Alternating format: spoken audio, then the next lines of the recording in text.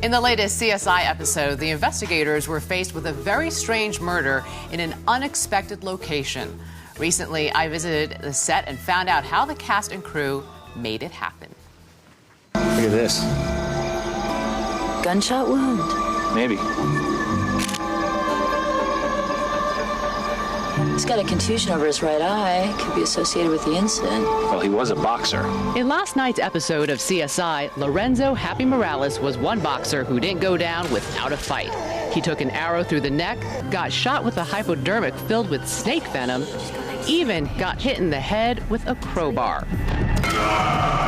It wasn't just a tough week for Happy, it was also a challenge for creative wizards at CSI, making a believable model of the actual actor with all those realistic wounds. And this is Lorenzo Happy Morales. Not so happy right now. Not so happy, but pretty lifelike. What do you think? It's scary how lifelike it is. Boxers all end up the same, beaten, broken, and forgotten. Sometimes the body in the morgue was played by the actual actor himself, but a silicone double was needed for certain scenes, a stand-in who never stands up. Now, how do they do that? I mean, you hire the actor to play the role of Happy, the You fly him in from New York. Right. He has no sleep. You do a silicone mold of his head.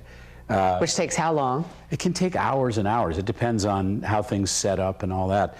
And then they find a torso. We have a large number of torsos, and they tweak it to resemble the actor's torso. It's impossible to know what kind of brain damage the guy was already living with. So what killed him? In addition to the brain trauma and the holes in his throat, he has needle marks on his thighs, arms, and buttocks. Then they have to start doing all of the amazing wound and trauma things that happen. The thing that I love, look at the details, the eyes. The eyebrows, the eyelashes. He's a boxer who's seen better days, so you can see that he's really been through the mill here. I keep waiting for the arm to go up in its candid camera. Anytime you boys need a break, we have something here we call a CAPT special. You like it? Any girl, no charge. Last night's victim met his demise at the Sugarcane Ranch, where the world's oldest profession meets genuine down-home hospitality. You two really run a mom-and-pop operation.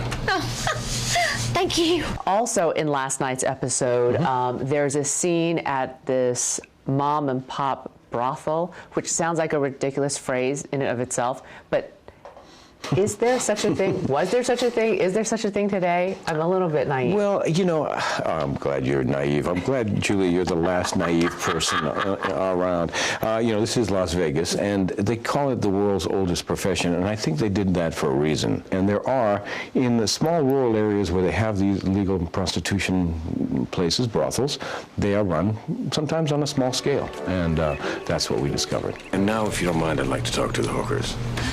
Hooking is what girls do out on the street. Here, we prefer the term pleasure provider. Now, we should point out that most of these smaller pleasure operations are located far beyond the Las Vegas city limits. So maybe what happens outside Vegas also stays in Vegas.